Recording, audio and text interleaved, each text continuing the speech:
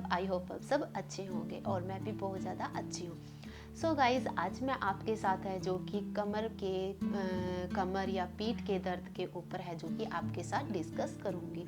Mostly यह होता क्यों है, और प्रेगनेंसी लेडीज़ के लिए जो पीठ का दर्द होता है वो होना एक आम बात होती है। क्योंकि क्या होता है, जैसे जैसे जैसे प्रेगनेंसी का टाइम बढ़ता है तो बच्चेदानी है जो कि वो भी बढ़ जाती है, और जिसके कारण हमारी जो पेट की मांसपेशियां होती हैं उनमें खिंचाव आता है, और हमारे जो पेट की मांसपेशियां होती हैं वो भी कमज़ोर हो जाती हैं, और साथ ही साथ हमारा जो पोस्चर होता है उसमें भी काफ़ी चेंजेस आ जाते हैं।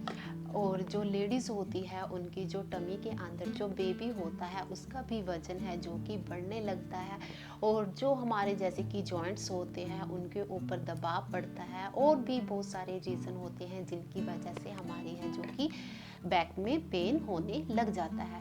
और किस तरीके से हम इसे दूर कर सकते हैं इसके बारे में मैं आगे आपके साथ डिस्कस करूँगी।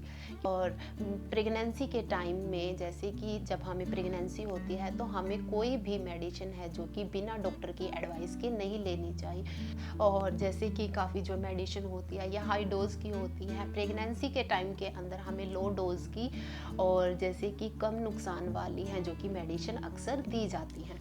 तो इसलिए हमें अपनी मर्जी से है जो कि मेडिसिन नहीं लेनी चाहिए। अगर आपको ज़्यादा दिक्कत आती है तो आप है जो कि एक डॉक्टर की एडवाइस अच्छी से ले सकते हैं। सो गाइज, हम जैसे कि छोटे छोटे तरीक़ों से भी है जो कि अपना इलाज है जो कि कमर के दर्द को है ठीक कर सकते हैं। तो सबसे पहले मैं इसके अंदर है जो कि आपको कुछ टिप्स दूंगी और किस तरीके से आप है जो कि इन्हें दूर कर सकते हैं। जैसे कि दोस्तों, जब हम जैसे चेयर पर, अगर आप प्रेग्नेंट हैं और जब बैठते हैं, हमें अपनी थोड़ी सी पोजीशन का है जो कि ध्यान रखना चाहिए। जैसे कि हम अगर चेयर के ऊपर बैठते हैं तो बैठते टाइम हमें एक ऐसी चेयर लेनी चाहिए जिसके ऊपर हम है जो कि आरामदायक है तरीके से बैठ सके। हमारी जो बैक होती है वो पीछे लगनी चाहिए, और आप जैसे कि हमें सहारे की ज़रूरत होती है, या फिर आप जैसे कि बैक में पिल्लो भी लगा सकते हैं जब आप चेयर पर बैठते हैं। जब आप जैसे कि बैठते हैं तो आपके जो पाँव होते हैं वो ज़मीन को टच होने चाहिए, क्योंकि क्या होता है जब हम चेयर के ऊपर बैठते हैं, अगर हमारे पाँव लटके होंगे तो हमारा जो शरीर है वो एक अच्छे मतलब एक कंफर्टेबल पोजीशन में नहीं होगा। और साथ ही साथ हमें है जो कि क्रॉस करके नहीं बैठना चाहिए जब हम चेयर के ऊपर बैठते हैं। और अब बारी आती है दोस्तों नेक्स्ट टिप की। इसके अंदर मैं बताऊंगी जैसे कि आप अगर प्रेग्नेंट होती है तो आपको है जो कि एक कंफर्टेबल कपड़े हैं जो कि वो पहनने चाहिए।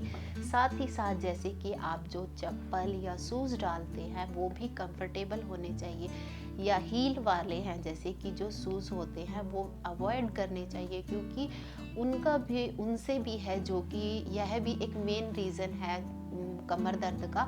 तो अगर आप जैसे कि फ्लैट डालेंगे और कंफर्टेबल है जो कि चप्पल या अपनी ड्रेस है जो कि डालेंगे तो आपको काफ़ी अच्छा और रिलैक्स फील होगा। और इसके बाद बारी आती है नेक्स्ट टिप की। इसके अंदर मैं आपको बताती हूँ जैसे कि अगर आप प्रेग्नेंट होते हैं या प्रेग्नेंट लेडीज़ होती है, उसको है जो कि काफ़ी देर तक ना तो बैठना चाहिए और ना ही खड़े होना चाहिए। जैसे कि अगर आपको काफ़ी बार, या फिर आप जैसे कि कोई ऐसा काम करते हैं जिसमें आपको लगातार बैठना होता है, तो आप क्या कीजिए कि जैसे कि आप बैठे हैं तो उसके बाद 10-15 मिनट के बाद आप उठिए, थोड़ा सा टहलिए, और उसके बाद है जो कि आप दोबारा से वही पोजीशन ले सकते हैं। कि मतलब ये है कि आप थोड़ा थोड़ा जो कि रेस्ट है जो कि अपनी बॉडी को दीजिए, थोड़ा चलिए फिरिए। और जैसे कि आप खड़े हैं या फिर कोई ऐसा काम आ गया कि आपको देर तक खड़े रहना पड़ेगा, तो आप क्या कीजिए, जैसे कि आप काम करते हैं या तो बीच में थोड़ा सा रेस्ट ले लीजिए, या फिर आप जैसे कि स्टूल ले लीजिए अपनी, जैसे कि एक लेग्स आप उसके ऊपर रख सकते हैं, और ऐसे करके आप जो कि अपनी पोजीशन है वो चेंज कर सकते हैं। और साथ ही साथ आप थोड़ा सा बीच में रेस्ट भी ले लीजिए। इससे करने से भी आपके जो कमर दर्द है उसके अंदर काफ़ी रिलीफ मिलेगा, और साथ ही साथ आपकी बॉडी है जो कि वो भी रिलैक्स हो जाएगी। क्योंकि क्या होता है प्रेगनेंसी के टाइम के अंदर हमारी जो बॉडी होती है वो जल्दी थकावट में आ जाती है, तो इसलिए हमें थोड़ा थोड़ा सा रेस्ट है, जैसे कि काम किया 10-15 मिनट का रेस्ट ले लिया और उसके बाद दोबारा से अपना है जो कि वो वर्क करने लग गए। और इसके बाद बारी आती है मेरी फ्रेंड्स नेक्स्ट टिप की। इसके अंदर मैं आपको बताऊंगी जैसे कि आपकी पीठ में दर्द रहता है तो आप किस तरीके से भी उसे दूर कर सकते हैं। जैसे कि आपको पता ही होगा सिकाई करना, तो आप सिकाई करने से भी आप है जो कि कमर के दर्द में है जो कि रिलीफ पा सकती हैं। सबकी बॉडी अलग अलग होती है, किसी को जैसे कि जो हॉट बॉटल होती है उनसे सिकाई करने से आराम मिलता है, या फिर किसी को कोल्ड के तरीके से है जो कि सिकाई करने से आराम मिलता है। सबकी बॉडी अलग अलग है, तो उस तरीके से आप है जो कि अपनी बॉडी की सिकाई कर सकते हैं, या फिर हल्के हल्के हाथों से है जो कि मसाज कर सकते हैं। इन सभी जो मैंने आपको टिप्स बताए हैं इन तरीके से है जो कि आप अपनी कमर के दर्द को है जो कि दूर कर सकते हैं। और इसके बाद बारी आती है फ्रेंड्स सबसे लास्ट टिप की, जिसके अंदर मैं आपको बताऊंगी व्यायाम के बारे में।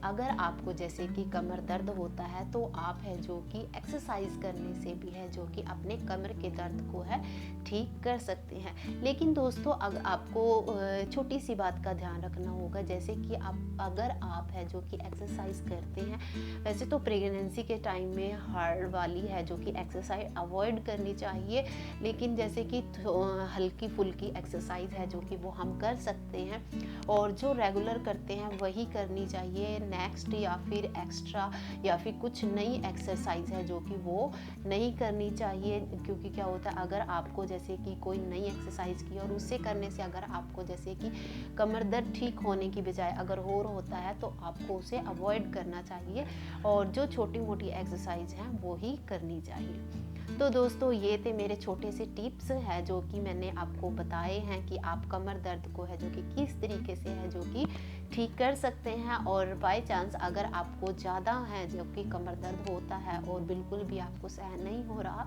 तो आप डॉक्टर की एडवाइस भी है जो कि ले सकते हैं, और उनसे पूछ के आप है जो कि एक जैसे कि पेन किलर है वो ले सकते हैं। सो गाइज आज के लिए इतना ही। अगर आपने मेरे चैनल को सब्सक्राइब नहीं किया है तो चैनल को सब्सक्राइब कर लीजिए, और वीडियो देखने के लिए थैंक यू।